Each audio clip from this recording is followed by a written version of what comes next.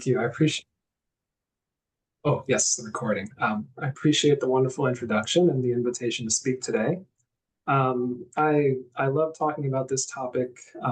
What we're talking about today is the oblique random forest. I consider this a masterpiece that Leo Breiman created, and that's really saying something because I think if you know Leo Breiman's work, you're aware that he's responsible for quite a lot of um, excellent statistical and machine learning tools. But the oblique random forest, I think, really stands out. And if you go back to his 2001 paper, you'll see that he also endorses the oblique random forest. He actually says that it compares more favorably to boosting than the standard random forest. But since the 2001 paper, the standard random forest has been used very, very frequently, and the oblique random forest has not been used that frequently. And I believe this is mostly explained by the computational cost of fitting an oblique random forest. And so what I am excited to talk about today is the aorsif package, which resolves a lot of the computational problems with oblique random forests. And so that's kind of what we're going to be talking about today. And we're going to be getting there through a couple of steps. First, I'll just, to complement the wonderful introduction from Dr. Chowdhury, my name is Byron, and in addition to all the things that she mentioned, I'm also a very big fan of the R programming language. And so this is kind of why I decided to invest a lot of time in writing an R package, is because this language is, I believe, a very fun language to work in. I know it has its rough edges. Definitely has a few nuances that make it difficult to learn, but once you know where the rough edges are, you kind of know where to avoid them. And so I kind of have this reputation of trying to use R in just about every process I'm involved in. And as mentioned earlier, I worked in the University of Medicine, Wake Forest University School of Medicine. Recently transitioned to working in Perisphere real world evidence. And so we are a small company, and I just include this slide here in case you'd like to learn more about us. We focus on real world data analyses with an emphasis on Medicare analysis and claims data. And so getting back to the message of the talk here, there are 2 points that I hope to make with the presentation today. The first is just to, maybe this is an implicit point, but to introduce you to this thing called the oblique random forest that I don't know if as many people are aware of the oblique random forest as are aware of just regular random forests. But then the first major point is to show you that these are very good prediction modeling tools. And they're also excellent prediction modeling tools for a specific type of data called spectral data. And we'll be looking at some examples with spectral data later. The second point is to specifically talk about the aorsif R package, which I'll describe later, but briefly, it provides a unified and simple interface for fitting oblique random forests. And then the most important feature of this package is that it's fast. And you'll see with some examples later that oblique random forests can just be debilitatingly slow. And so just having a fast way to fit one of these things is very advantageous. And so if you'd like to follow along locally, you can find my slides online. You can go to my website to find the slides, or you can just Google Byron Jaeger talk. And just quickly, I'll kind of, so if you go to this link, you'll see my talks here. And then this will be the talk at the very top. You can just click on it, and then you can click on slides. And then we're right back to where we were. So the overview of what we'll talk about, I'm going to start with some background. I recognize that many people in the group here already know about supervised learning and decision trees and random forests. And so I am going to move through those parts a little bit quickly. But I think it's really important to start with a shared vocabulary before you just jump into talking about technical details about particular modeling techniques. And so once we've finished with that, we're going to be talking about the oblique random forest specifically, and then we're going to hone in a little bit more on the aorsif R package. Okay, so supervised learning. This is a type of machine learning where you have an outcome. And you're typically given a data frame that has this sort of structure. So you have a data frame where each row will contain information about one person. And you'll also have this sort of structure where each column is a variable that describes, a person's characteristics like height or state where they live or something like that. And then if you look at your columns, they'll fall into two groups. One group of columns will be the predictor columns. And here you can just see X is our predictor column. The other group of columns will be the outcome column.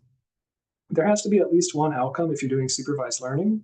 If you don't have any outcomes, then you're doing unsupervised learning. And so predictors are usually pretty easy to measure, and they don't take much time or money to collect. Outcomes are the opposite. They take time, money, or both time and money to collect, and that's why they're things that we want to predict. So as an example, you might think of blood pressure that you measure today. You can get your blood pressure measured today pretty easily, and that might be your predictor.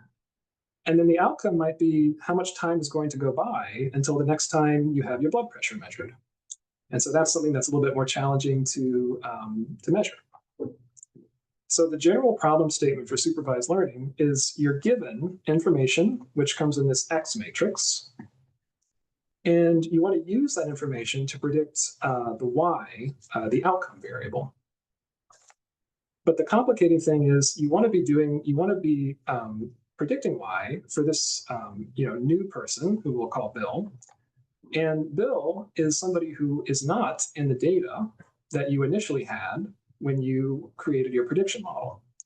So the challenge is to find this generalizable mapping from the predictor information over to the outcome information that will do a good job of predicting an outcome for somebody who wasn't in your original data set. And so one of the tools that we use to accomplish this is a learner. A learner is kind of an abstract term, but it's an important thing to make sure that we cover this term because we want to have something that's not quite the same as a prediction model. So we define a learner as a recipe to create a prediction model. And we want to make sure that we're on the same page here, is that a learner is really not the same thing as a prediction model. Just like a recipe is not the same thing as the food that you create when you follow the recipe. This is an important distinction because in order to interpret cross-validation correctly, we need to keep this in mind. And if you're not familiar with cross-validation, don't worry, because we're about to sort of define it on the next couple of slides. So we're going to walk through a little example together.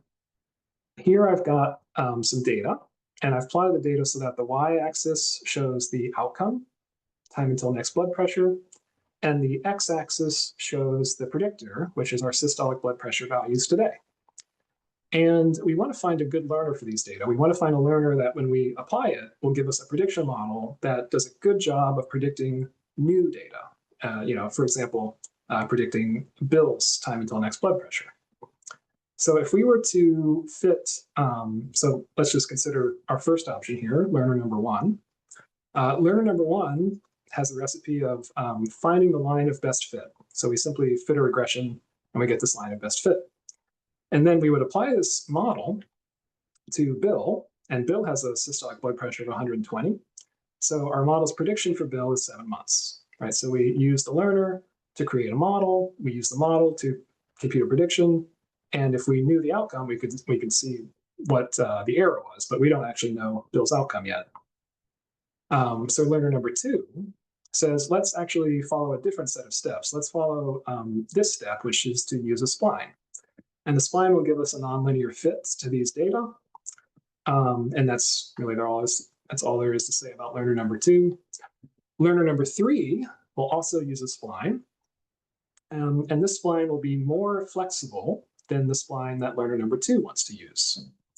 And so if we have these three learners and we've kind of inspected each of them and we've seen the models that they will provide us if we fit them to our entire data set, it's not really clear which learner is the most generalizable one right now. Like, it's not clear which learner will do the best at predicting new data.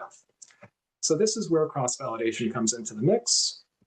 This is a technique that allows you to objectively compare learners.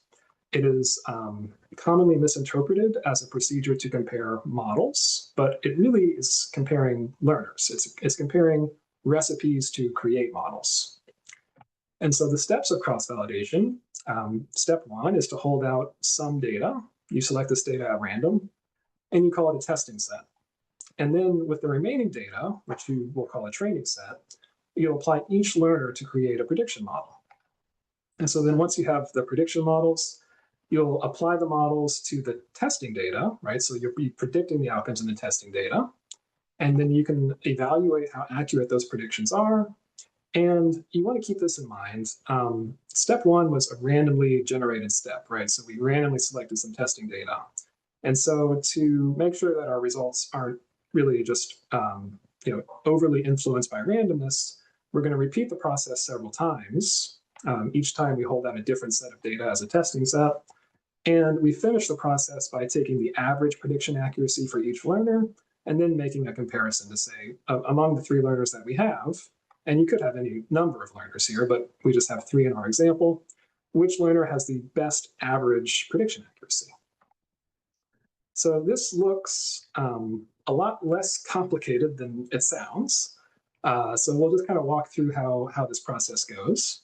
We start with all of our data, and we select a testing set at random. So here you can see these 4 points have been selected to be our testing set. Now we're going to take those points away, and then we're going to apply each learner separately. We apply learner number 1, we get our model from learner number 1, we then get the model from learner number 2, and then we get the model from learner number 3. Now that we have the models, we can evaluate their prediction accuracy. And so here we bring the testing data back in, and we can measure the distance between the model's predictions and the testing data points. And then we can just sum these up to get the mean squared error. And we do this for each of the models. And then we repeat this process 10 times or so, which I'm not going to show the figures for that. It's very similar to the first set of figures. And once we've done this process enough that we feel we've averaged over the randomness, we can compare the model's average performance in the testing data. And so the results that you see here show that we have testing error of 0.34 for the first learner and testing error of 0.22 for the second learner, and then 0.35 for the third learner. And so this might actually come as a surprise. You see the third learner has the highest error in the testing data, but it also has the lowest error in the training data. And so this really highlights why cross-validation is so valuable. Because if you only use the training data to evaluate your model, you will incentivize models that find patterns in the training data that don't actually generalize to new data. And that's exactly what happens when you use a learner that's too flexible, like this loose spline approach. You could see in the figure, it was trying to basically connect the dots in our training data. And that is finding patterns in training data that obviously don't generalize to testing data. And that's why it has such poor performance in the testing data. On the other hand, learner number 2 has the lowest testing error. And you can maybe use a little bit of intuition to see why that's the case. If you look at the model that learner number 2 gives us, it looks like probably the data were generated from this model. And in fact, they were. I simulated these data. So I know that the data were generated from that model. And it helps us understand that cross-validation is a pretty robust procedure to correctly identify which of, if you have several learners, which learner is most likely to give you a model that generalizes well to new data. So that's just a quick summary of supervised learning. And now I'll try and give another quick summary of decision trees and random forests. For this part of the talk, I'm going to be using one of my favorite data sets, the penguins data. So these data describe 3 species of penguins, and they include measurements about like dimensions of the penguins, like the bill length and the flipper length and things like that. And I always want to give proper credit to the team who collected these data. So this data were collected by Dr. Kristen Gorman, and also made available by Dr. Kristen Gorman. And it's part of a larger effort at the Palmer Station, which is a member of the Long-Term Ecological Research Network. And there are hyperlinked names here. So if you're following along locally, you can just click on any of those hyperlinks and learn more about the data collection team. So here are the data, and what you see on this figure is a representation where we have two variables from the penguin dimensions. We've got flipper length on the x-axis, bill length on the y-axis, and then we see all these points, and the points are colored by the species of the penguin. And you can also see that there's a fair separation in the penguin species just using these two variables. Right, so the Gen 2 penguins are more or less over here, chinstraps are over here, adelies are down here, and there's a small region in the middle where there's a little bit of overlap. So how would it look if we were to fit a decision tree to these data? The way that decision trees work is they do this thing called recursive partitioning. And what that means is they just split your data into two sets, and then among those two sets, they continue to do that same process. So they'll say, I made two sets, and I'm going to go to this other set and do another split. And they can continue this process until they're finished. So this, in practice, looks a little bit like this. If we fit a decision tree to these penguin data, the tree would make an initial split right about here. And there's a whole algorithm that goes into this, but essentially what happens is you look for a split of the data that gives you subsets with maximally different expected outcomes. And so the reason that we get to this split is that we looked at all of the potential splits, all the splits that we could have done using flipper length and all the splits that we could have done using bill length. And in each of those scenarios, we measured how different the expected value of the outcome was in the resulting subsets. And this particular split gave us this, the most different expected outcomes. And you can kind of visually verify this, because here you can see we have almost nothing but Gen 2 penguins in this subset on the right. And then we only have one Gen 2 penguin in this subset on the left. And so that is a maximally different split in terms of the proportion of penguins who are Gen 2 and the two resulting data sets. And so recursive, right? This can continue until we finish. And luckily, you don't have to like manually watch your decision trees grow. There's an automated stopping criterion that you can set. And it's common for people to use minimum size as this stopping criteria. So if I were to say like all of the terminal nodes in my decision tree need to have a minimum size of at least 20 observations, then the tree would just continue to grow until making any further splits would lead to having at least one terminal node that had less than 20 observations. And when we get to that, when we reach that point, the tree will stop growing. And so this node size is the most common way to decide when you want to stop growing a tree. And it also ends up being one of the most important tuning parameters when you're trying to fit a tree that will do well at prediction. So if you were to take this picture and instead visualize it as a flow chart, then you would get a better sense of why these things are called trees. Because I know this doesn't really look like a tree, but this flow chart, if you flip it upside down, it looks like branches growing out of the ground. I know the way I've pictured it looks like branches are growing, from the sky. But so anyway, this is kind of how that tree structure comes out of decision trees. And the way that you compute a prediction with a decision tree is you kind of start at the top, and then you treat it like a flow chart. So you'll say, okay, what's my flipper length? Is it less than 207 millimeters? And if it is, then I go this way. Now, since I'm going this way, I have to check my bill length next. And if my bill length is 50 millimeters, I'm going to come down here. And if I'm here, there's nowhere left to go from here. So this is my terminal node. And in the terminal node, I'll receive my prediction. And here, my prediction is that I'm a chinstrap penguin. And the probability that's attached with this is 0.92. And you might wonder, okay, where's that probability number come from? It actually comes from taking a summary of the outcome in this particular terminal node. Terminal nodes, by the way, are the same thing as leaf nodes, and I try and be consistent, but I know I'm gonna say at least once terminal node and at least once leaf node. So let me just say those two things are the same.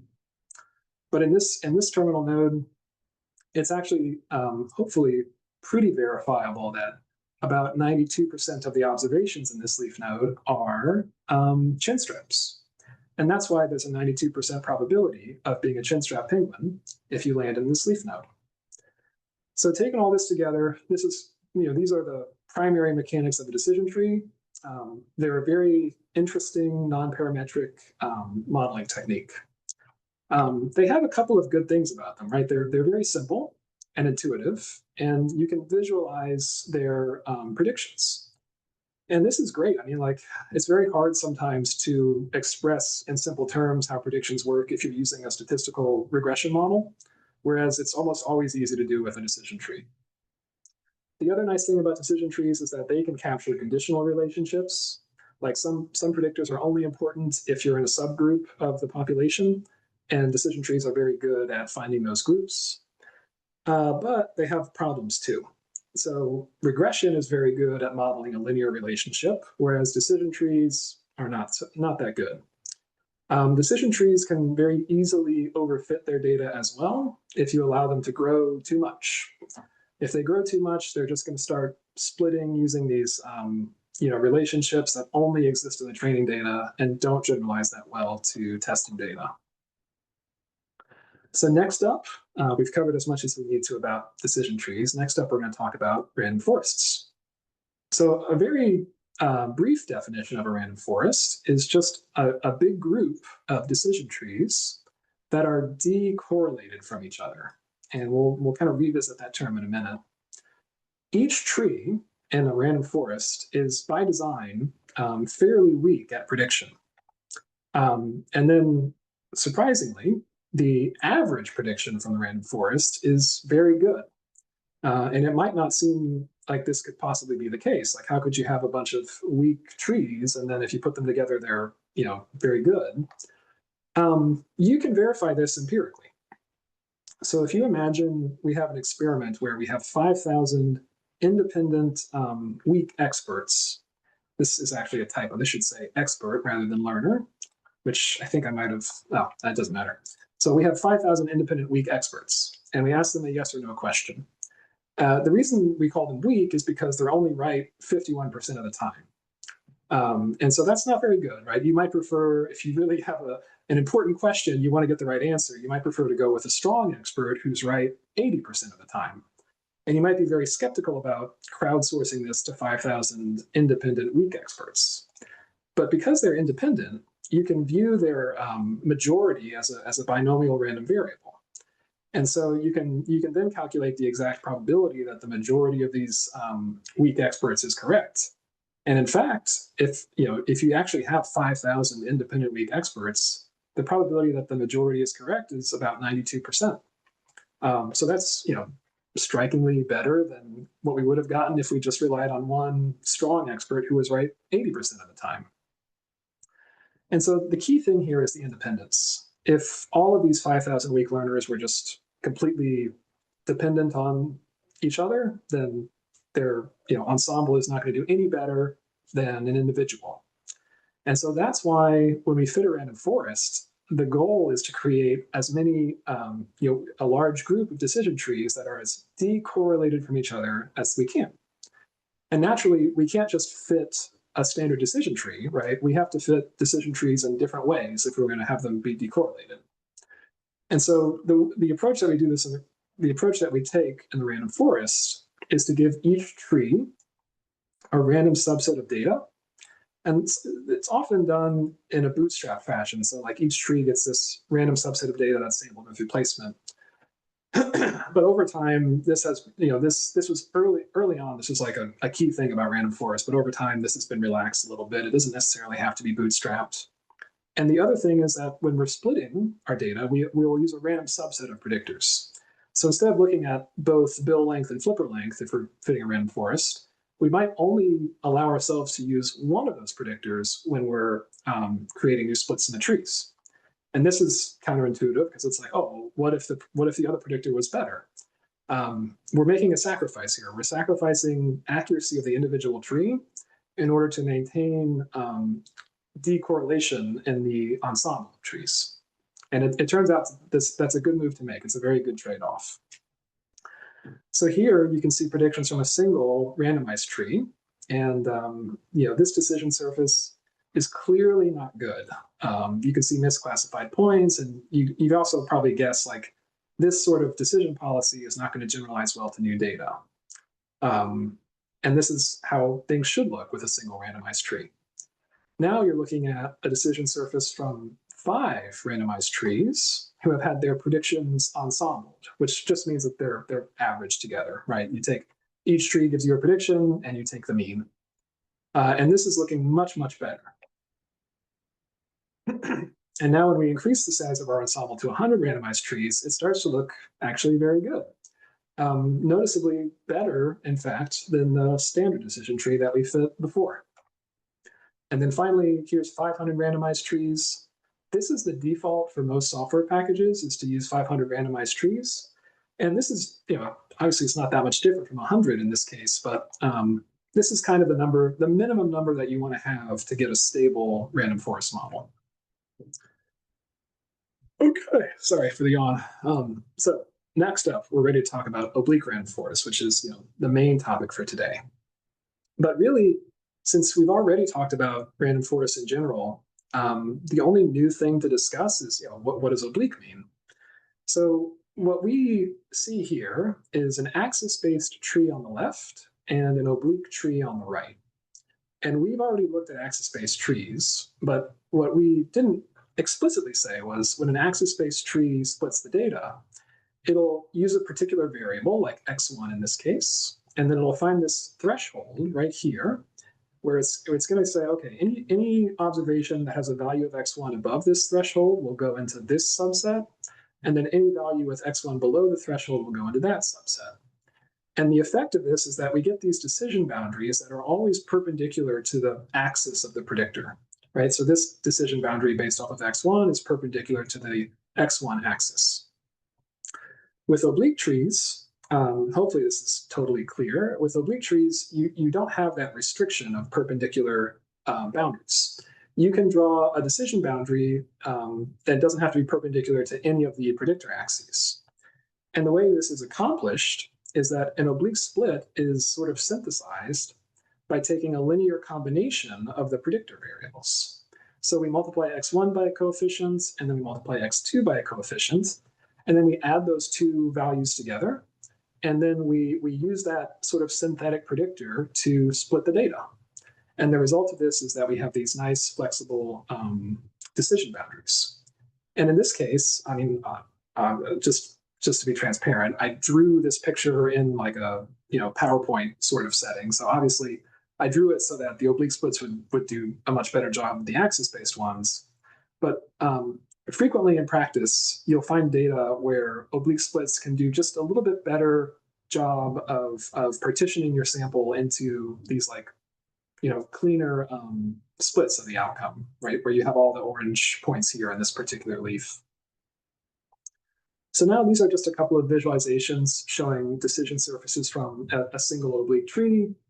And then here is a decision surface from a whole oblique random forest. And it's striking to me, at least, the difference in these decision surfaces, right? When we had an oblique, we're looking at the oblique one now, and you can see these very smooth patterns. But when we looked at the axis-based decision surface, it was much more jagged, much more stepwise. And so in terms of just looking at what the predicted values are, the predicted species, there's a lot of agreement between the axis-based and oblique random forest. But in looking at the actual surface of these predictions, you see much different characteristics. So now here's the most important question of the talk, which is it helpful to do oblique splitting? And so it's a complicated answer. I'll answer it for two things. The first thing is, if we're just strictly talking about prediction, oblique splits are usually helpful. And this is something that Leo Breiman noted in his first paper on random forests. He noted that the oblique forest compares more favorably to boosting than the axis-based forest. And this was way back in 2001. At that time, oblique forests were called forest-RC, and axis-based forests were called forest-RI. And there have been a lot of studies since then. And as far as I know, everyone has replicated the same results. If you have a routine to fit an oblique forest and you compare it to a very similar routine that fits an axis-based forest, on average, you'll get slightly better prediction accuracy with the oblique one. And I think I'm very excited about this project. If you click on the hyperlink, I think it takes you to like a paper. Whoop, sorry, maybe the hyperlink needs to be updated, but there's evidence emerging on the consistency of oblique random forests. I have to check on that paper. I think it's coming along really well. So now let's answer the question from a different perspective, which is computational efficiency. And the answer here is absolutely not. Oblique splitting will never help you in terms of computational efficiency, and that is by definition. And so what you're looking at here is just a really quick benchmark where we take the penguins data set and we fit we use 4 different approaches to fitting random forests. The first 2 approaches are axis-based, and the second 2 approaches are oblique. And you can see here, aorsif is one of the approaches for oblique random forests. The other approach is ODRF, which ODRF is maintained by the same people who are currently proving that oblique random forests are consistent. This is an incredibly talented group, and this is an incredibly well-designed R package. And so I'm bringing this up because in the results that we're looking at on this slide, you'll see that if we look at Ranger as the reference point, Ranger is the fastest of these R packages. And so if it takes Ranger 1 minute to fit a random forest, on average, it takes random forest SRC like 1.75 minutes to do that. And it takes aorsif about almost 2 minutes to do that. And so remember, aorsif is really optimized to be fast. It's trying to solve this problem of slowness for oblique random forests. ODRF is doing more standard procedures for oblique random forests, and it is about 450 times slower than Ranger. And what this means is, if you were to fit a model with Ranger and it takes 1 minute for the model to finish, it's going to take you close to 7 hours for that model to finish with ODRF.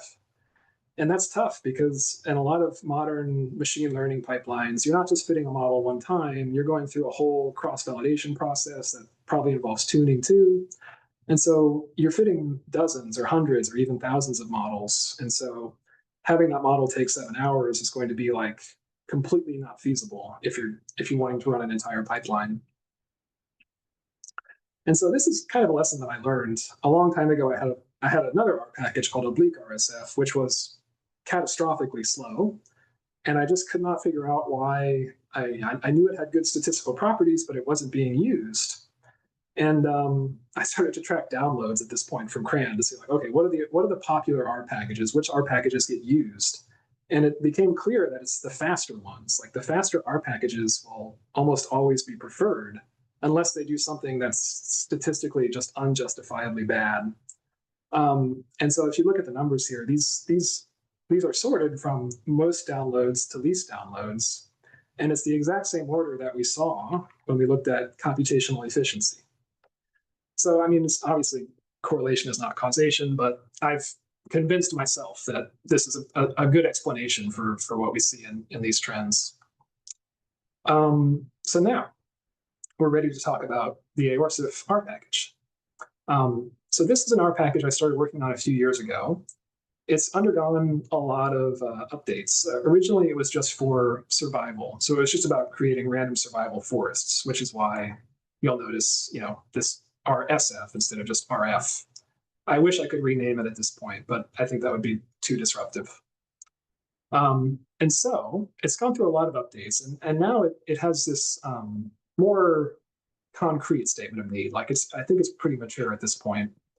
So the problem is oblique random forests are a very good prediction model that's underutilized. And I think it's underutilized because of its high computational cost. There are existing software packages that focus on specific implementations of oblique random forests. Like they commit to just one way of finding oblique splits, or they commit to a specific way of doing things. And that kind of limits their scope. They can be used to do that one thing really well, but they don't translate well into a lot of different, scientific areas.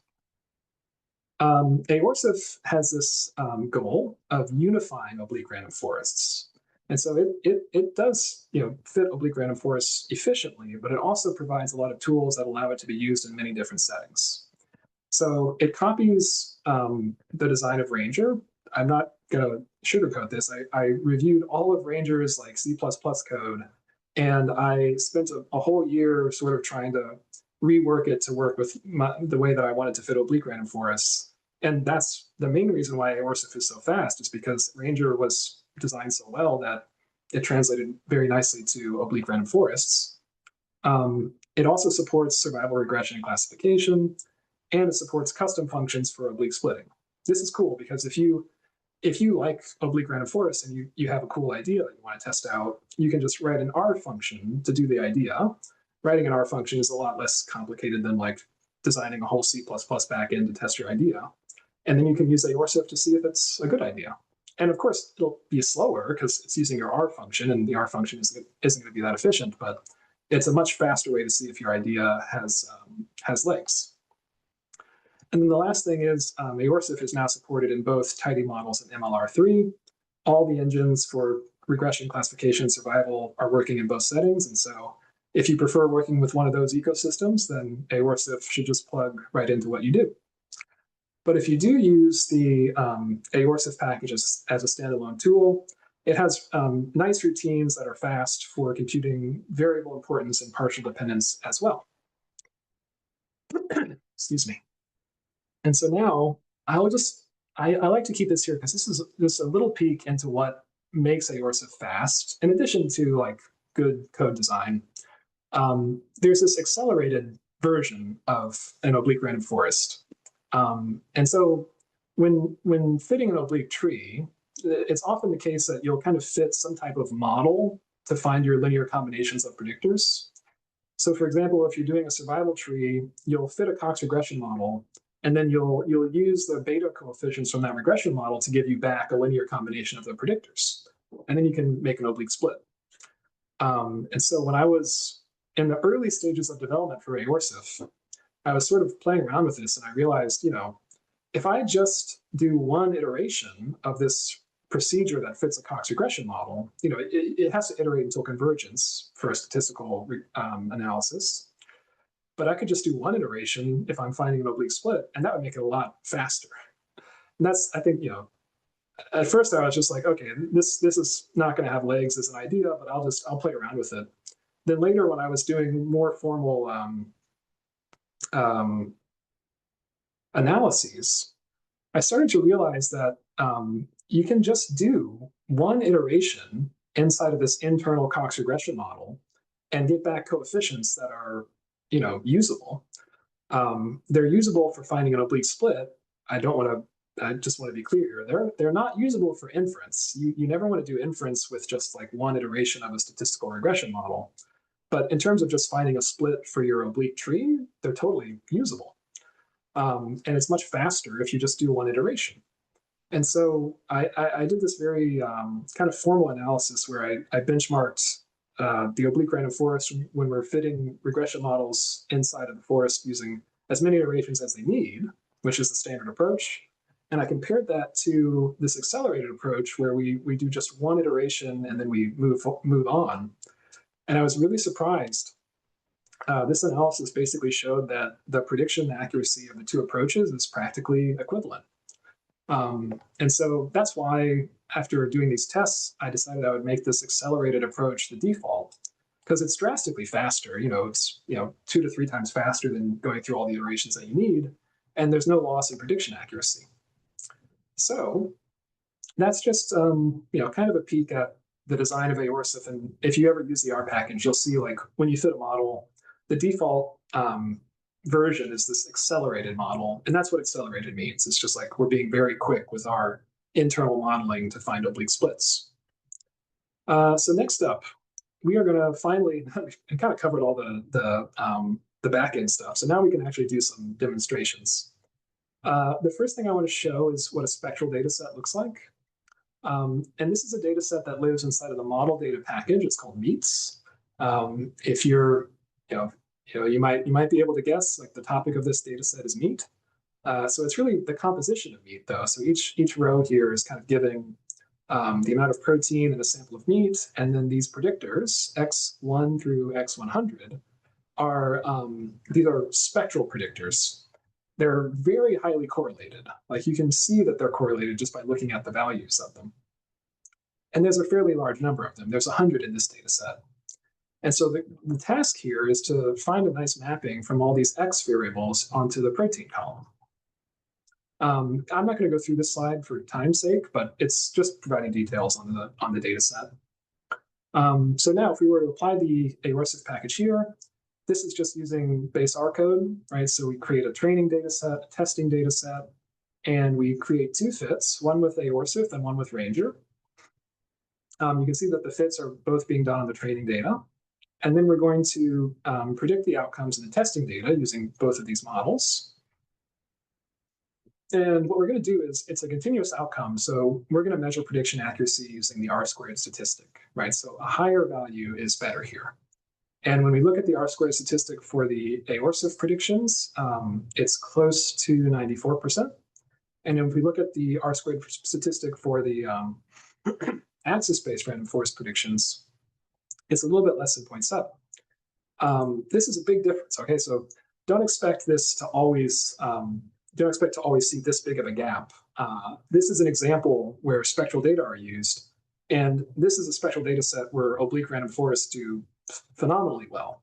And so I do want to just say, like, you won't see this difference all the time, but when you find a data set where oblique random forests are really adept, they tend to do much better than other approaches. So in addition, aorsive has these hopefully intuitive ways of computing variable importance. There's just a function called orsif vi, and you can plug in, a fitted model, and it'll spit back importance values to you. And this is a pretty customizable function. Like there's 3 ways to compute variable importance. And you can also use this other function called orsif summarize uni.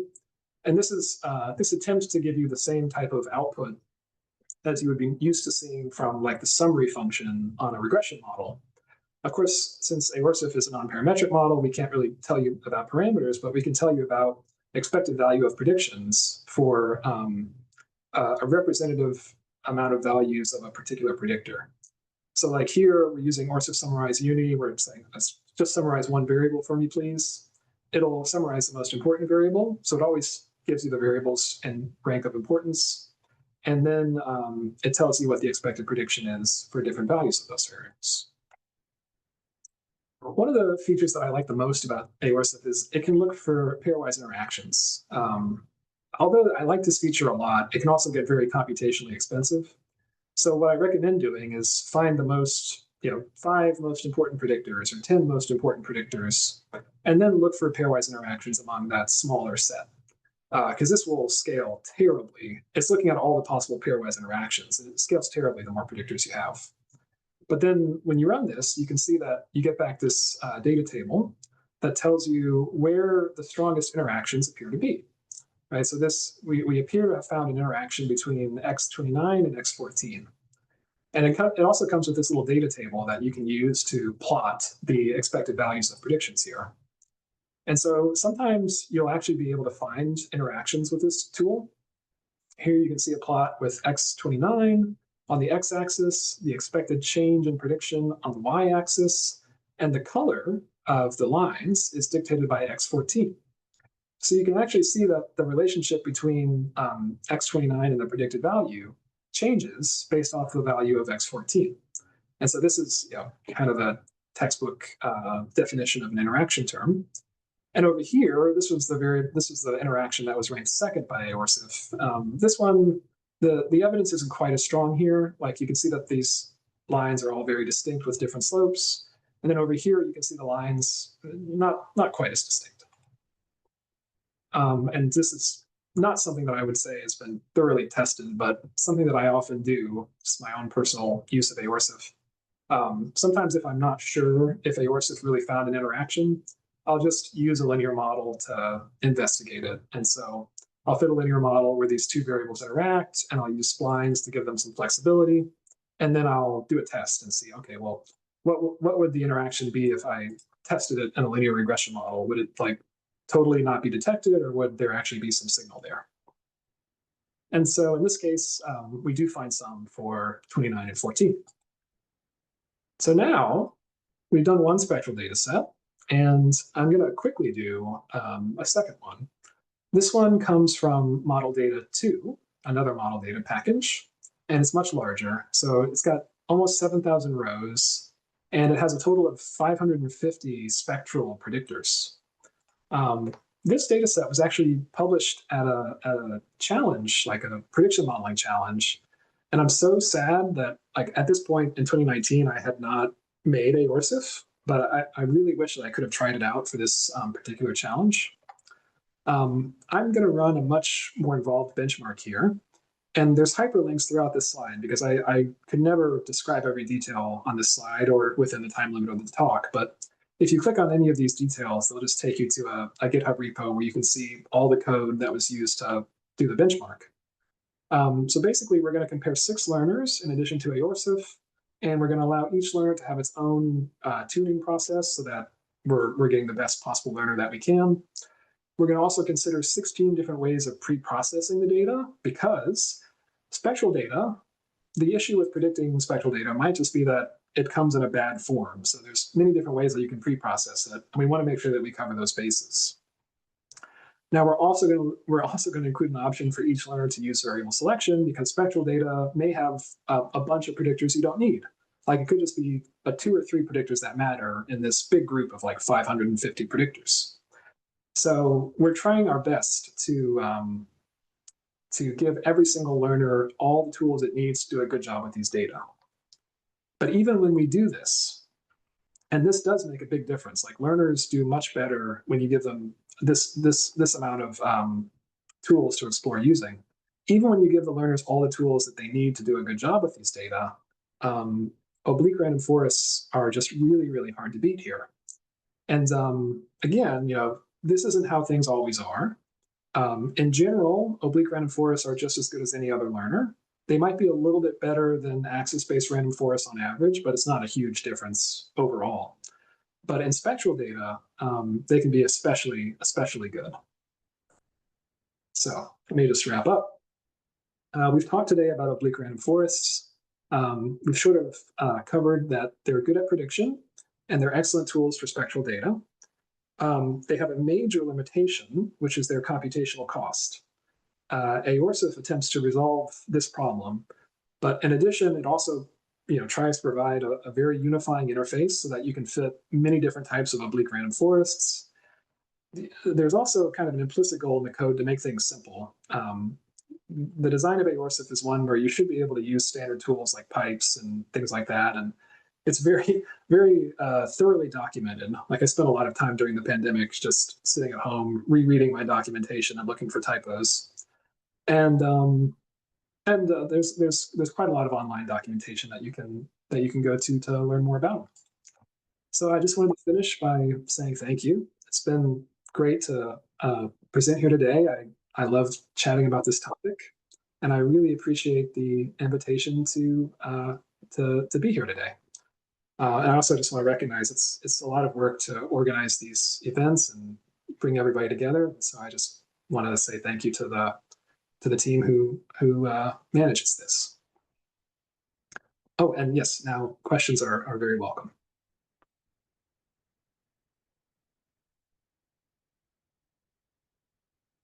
Let's see here. Let me see if there's probably plenty of questions in the chat. There's currently no question in the chat, but I do see 2 people raise their hands. Okay, give me 1 sec. Okay, so I see Jasper. I see you're at the top.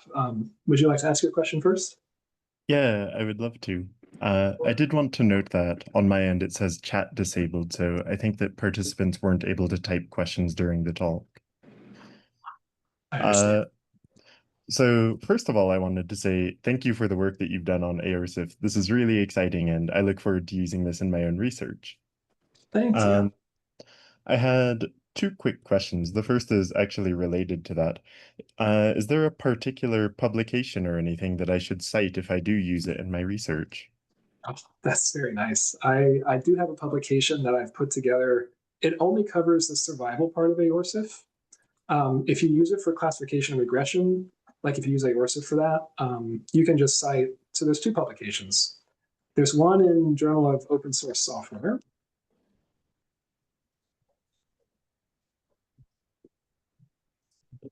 which I think you can find, yep, here.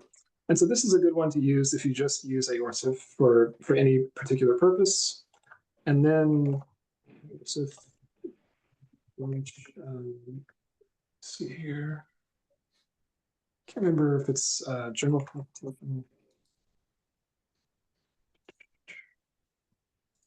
Yes, here we go. So here's the more focused paper on survival analysis. And what I'll do is, would it be helpful if I put these two papers into the chat with links? That would be excellent. Thank you. Yeah, I appreciate the question so much. I'll put that in now. Here's the first paper. And here's the second one. Oh, and then That's wonderful. And I think if you use the citation function in R, it's barely like, I barely even know about this function, but if you type citation and you put in aorcif, it'll give you the citation information for your use purposes. Okay. And did you have a second question? Yeah, so my second question is about the benchmarking of aorcif that you did when you were deciding how much to iterate until convergence or after one iteration. You said that when you stop aorcif after one iteration, the performance are practically identical. I was wondering, are the benchmarking data for that available? Because when you say that they're practically identical, my first question is there any pattern to the small divergence that you did see? Yeah, that's a great question. Let me see if I can pull up the figure. This one figure I found super, I probably should have put it in the presentation. Give me 1 second. It's a lot of scrolling. So here we go. Here in this figure, I'm not sure if it's big enough. I'll zoom in. This was looking at the index of prediction accuracy, which is like a scaled kind of Breyer score. And I did this Bayesian analysis to kind of understand what is the expected value of the index of prediction accuracy for aorcif when I use this fast approach versus all these other methods. And aorcif-CPH here was the approach that uses all the iterations that you need to kind of get to convergence. And so I calculated the probability of equivalence here based off of this region of practical equivalence. And I mean, I picked the region of practical equivalence a priori, and I was probably a little bit too liberal. But if you look at this, just looking at this, I got a equivalence probability of 99%. But now we can go into a little bit more gritty details here. If you look up, there's a repo called aorcif bench on GitHub. And this repo contains all the code for that analysis. And I'll just be totally clear. I'll just be totally transparent here. Like a year after I published the paper, a very astute reader found that there was an issue with how I coded the predictions for XGBoost. And it's frustrating. Like it was frustrating because it was such a simple mistake. I had output margin equal false, but I needed to make output margin equals true to get the correct survival predictions from XGBoost. So like, if you go to that repo, you'll see like that we've figured this out, and the results are better for XGBoost when we do this. Like XGBoost is down here. I should have seen this was a problem. It comes up to right up here when we fix that problem. But so if you want to get into the more gritty details about this, this repo is a great place to start. Cool. That's really excellent. And thank you again for the wonderful presentation. Oh, thank you. I appreciate it so much. And thank you for the questions as well. I see Michael Hughes. I see a hand up. Yes, thank you for an excellent presentation and for your work on this. My question deals with how you assess variable importance when dealing with oblique random forests. And I'm sort of thinking of it from the perspective of the traditional axis-based, where there are pretty clear metrics, where thinking from the client's point of view, having these wonderful sort of ways of ranking the importance of variables, and how that manifests itself when the splits are based on combinations of things. Yeah, it's tricky because at first I thought, so the most common way that I think the most common way of doing variable importance for random forests is to do this permutation importance approach. You just noise up the predictor and you estimate how much that hurts the prediction accuracy of the forest. And if the predictor is important, then noising it up is going to make the forest a lot worse. And initially I thought, okay, well, this probably won't work that well for oblique random forests because an oblique split uses several predictors. So if you just noise one up, it's probably not going to have the same effect. Empirically, I have been proven wrong.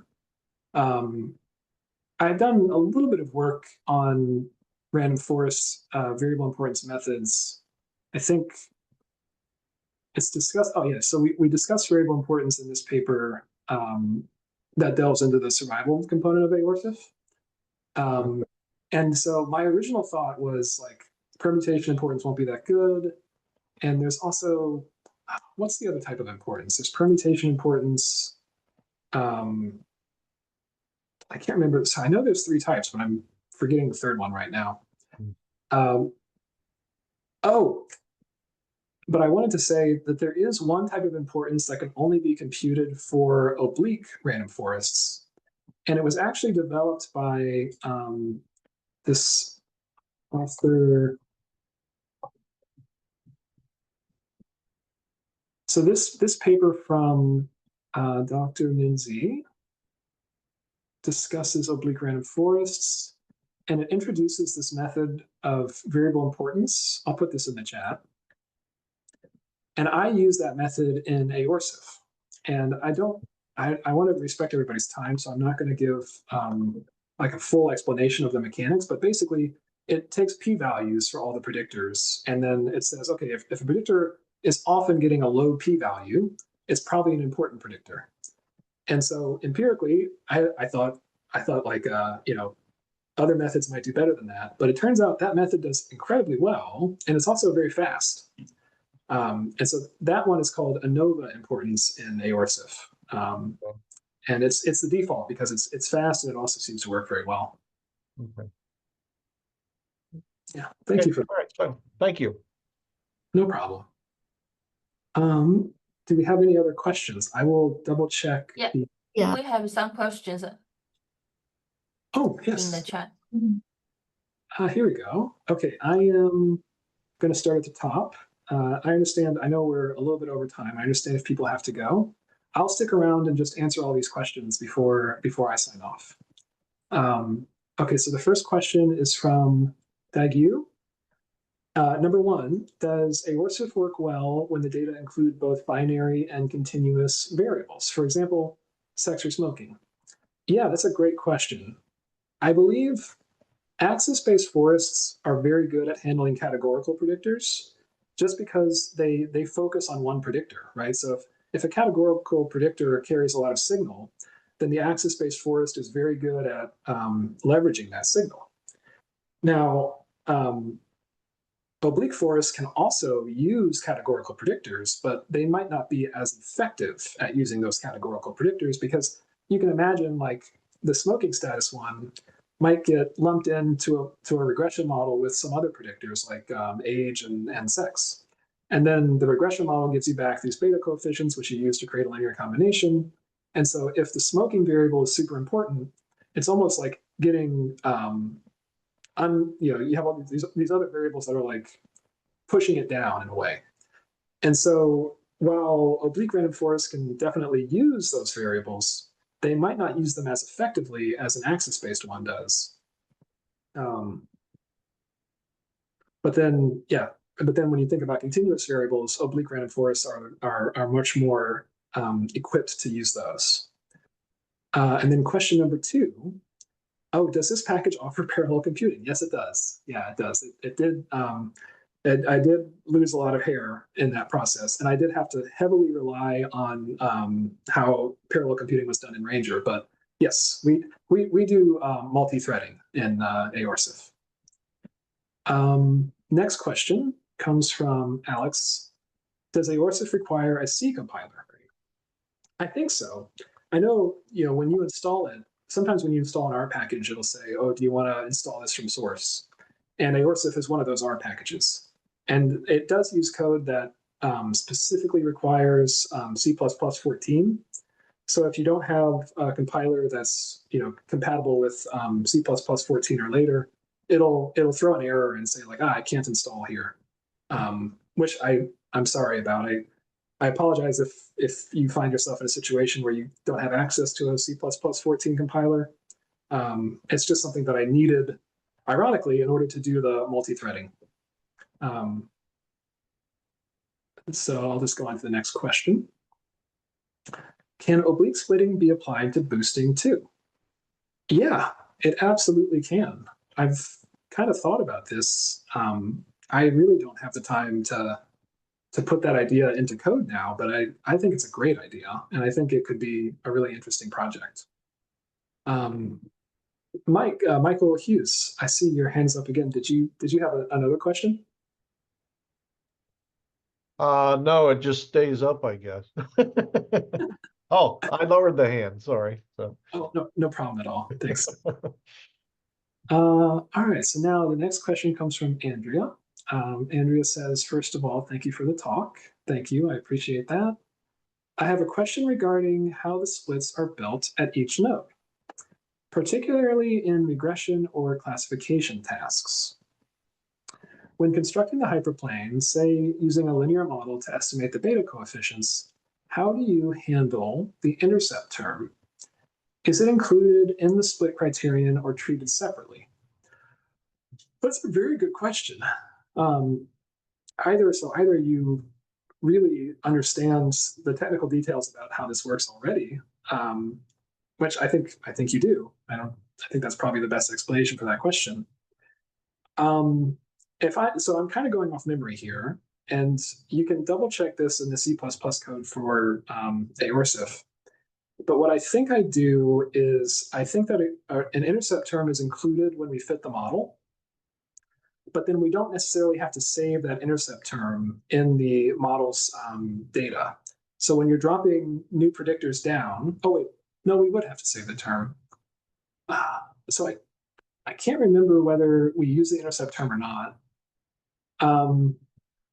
If I'm remembering correctly, though, I think I might have played around with both dropping the intercept and keeping the intercept when I was building the code for this, and I didn't find much of a difference.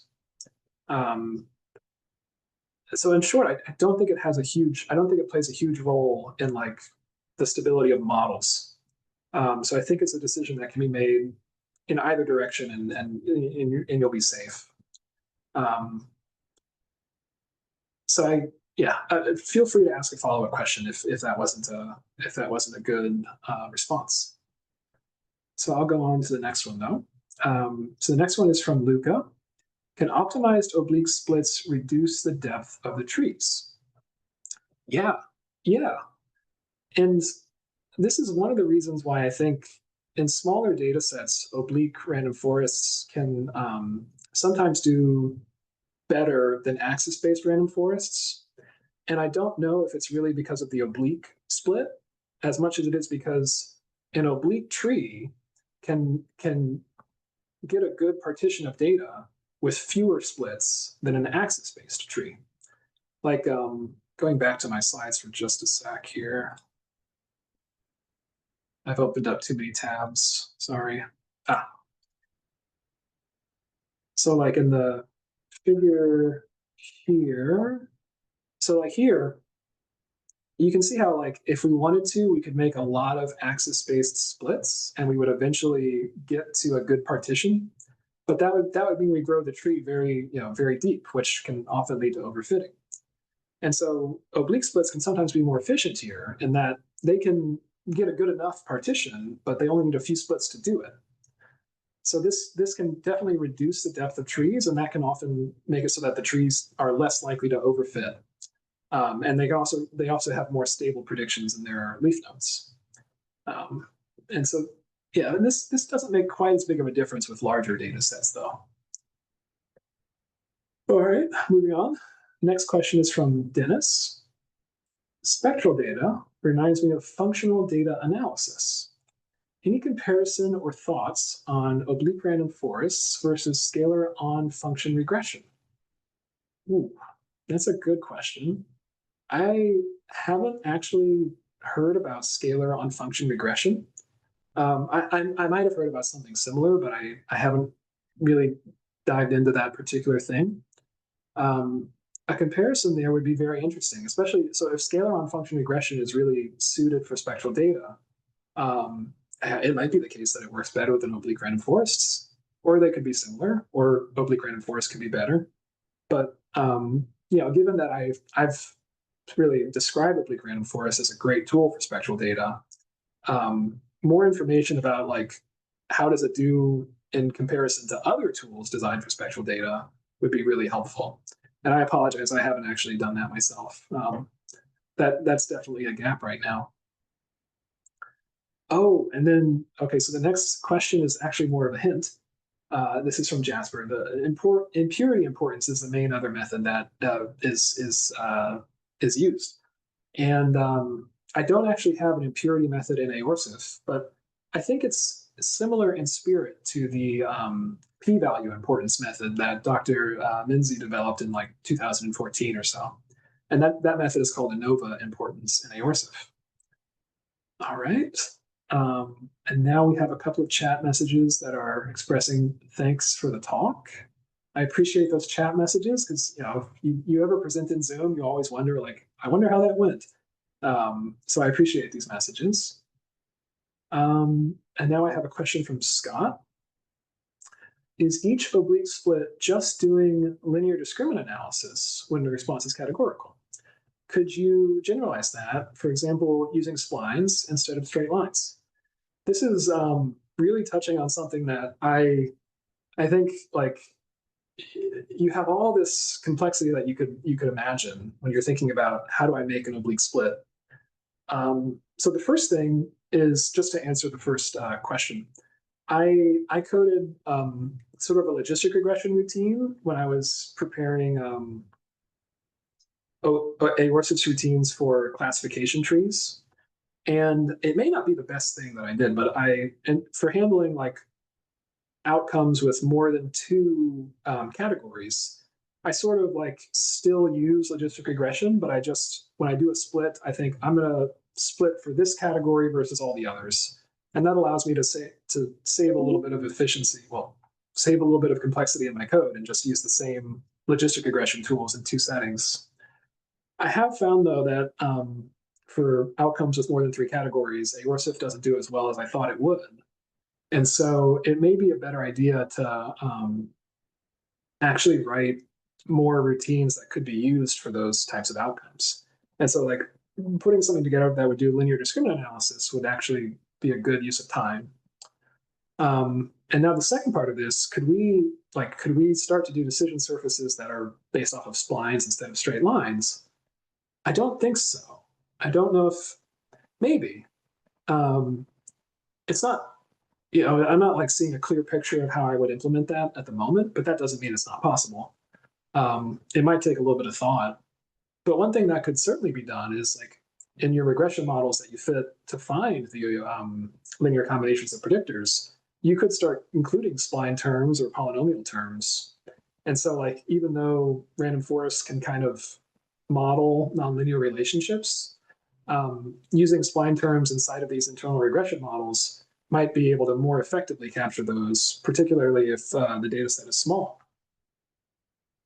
And thank you for that question. Those are both helpful, good questions.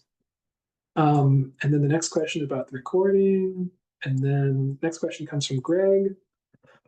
The typical tree algorithm is biased towards selecting variables with lots of splits, in contrasts to trees formed by C-tree or guide, even if those variables provide little or no improvements to prediction accuracy, does this impact the variable importance I'm guessing the intent is, does this impact variable importance for aorsive?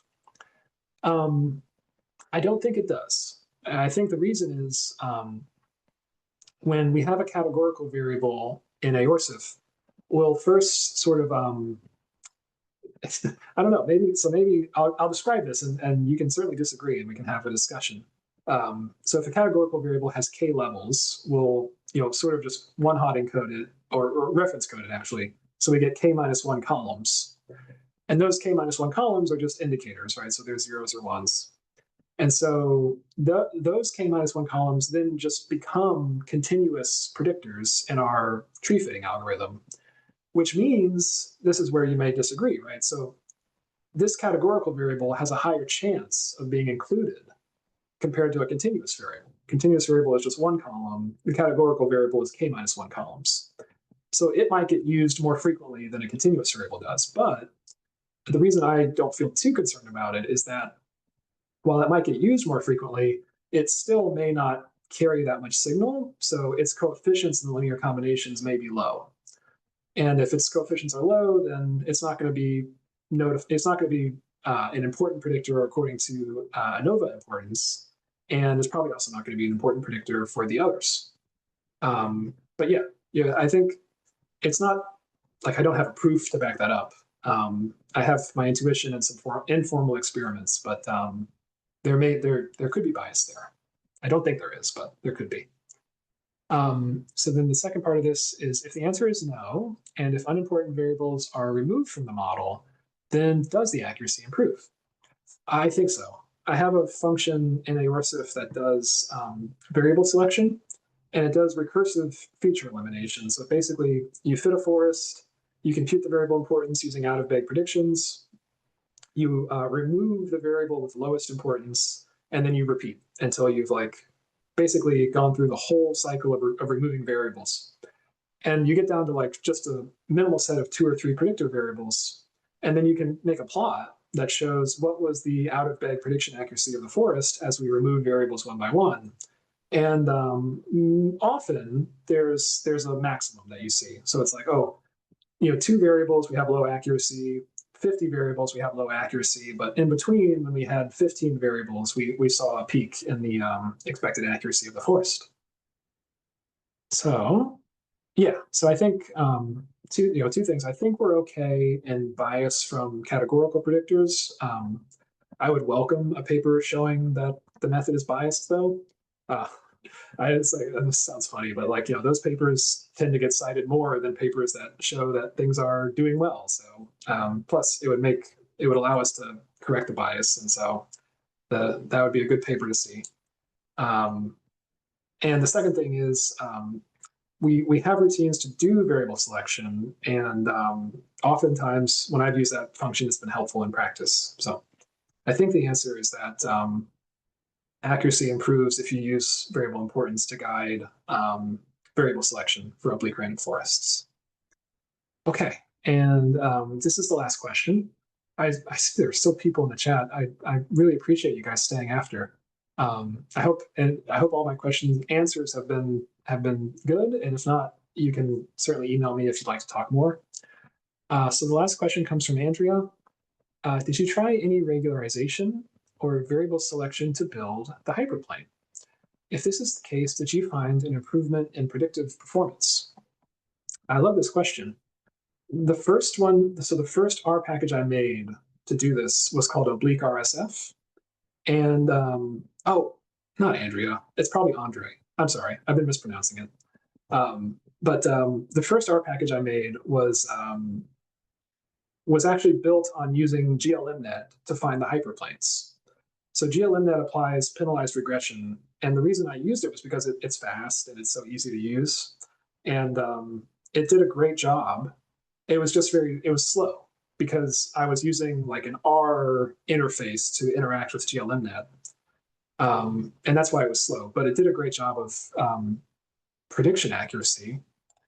I'm actually going to see if I can find that figure again from the paper. Where was it? Ah, here it was. So in my analysis of, in this paper, I actually included Oblique RSF in the learners that I benchmarked. And so Oblique RSF uses penalized regression, and it includes like, there's some flexibility there. Like you can do variable selection within the routine of finding these like oblique splits. And I always thought that was especially helpful. And you can even use like the GLMNet has this cross-validation built into it to find like just the right penalty value for lambda. So you get really good variable selection. And I guess like the short answer is it's very effective doing that variable selection inside of the routine. But now the figure I'm looking for, yeah, here we go. So if you see right here, your intuition is very good here. So this is a figure that shows the C statistic for all these competing learners. And Aorsif did fine, like I'll say it did well here. But if you look very closely, Oblique RSF, which is using penalized regression, but is also very slow, did just ever so slightly better than Aorsif did on this benchmark. And I think that's because using penalized regression with variable selection is just so robust. Like it's much more robust than just using one iteration of the modeling technique. So yes, did I find an improvement in predictive performance? Yes. But in my opinion, it's not worth the trade-off. Admittedly, like I didn't have a very efficient setup with Oblique RSF, but it's it's like 500 times slower to incorporate the way that Oblique RSF does things. Great. So those are all the questions. And well, I just want to say, I've given talks like this before. This has been such a wonderful group. I've never had so many questions, and they've all been very, very astute. I can tell you were either listening very closely to the talk or you already knew a lot about this topic. So I hope it was both. Thank you guys. I appreciate it. Yeah, thank you so much. I put the post webinar survey in the link to the survey to the chat. Please help us to provide more feedback so we can improve in the future events. Thank you so much. All right. Have a great afternoon, everybody. Thank you very much. Thank you.